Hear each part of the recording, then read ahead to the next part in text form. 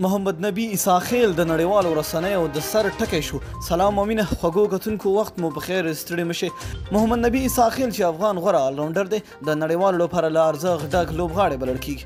د انګلستان په بلا سوداګریزو سیالیو کې د کین لوبډلې په ګټه لوبیږي. هغه د جنوبي ګروپ په لوبډلو کې خورا خطرناک لوبغاړی ثابت شوی دی. د سې شنبې په ورځ د جولای په 13 نیټه محمد نبی د سوري لوبډلې پر وړاندې خپله بهترینه آلراونډري ښکاره کړه. لوبه د باران له امله 7 اورونو ته راښکته شوه. سوري لوبډلې په 7 اورونو کې د 4 لوبغاړو په سوځېدو سره 450 منډې وکړې.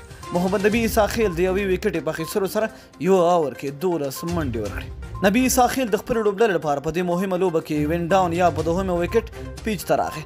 پیل یې په 4 وکړ. د ټام کورن توپ یې ټاپ پیچ 3 مین پورې ته ولوباوه او د ویکټ ساتونکي څنګ ته بال 4 ته ولاړ.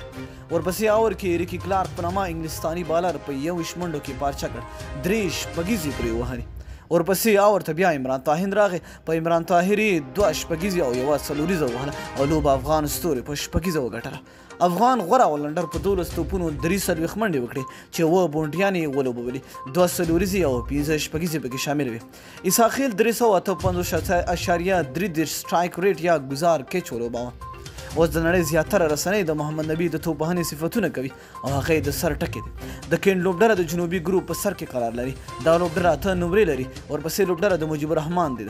د هغه لوبډله 6 نمرې لري او دریم مقام کې د راشد خان دی لوبډله ده.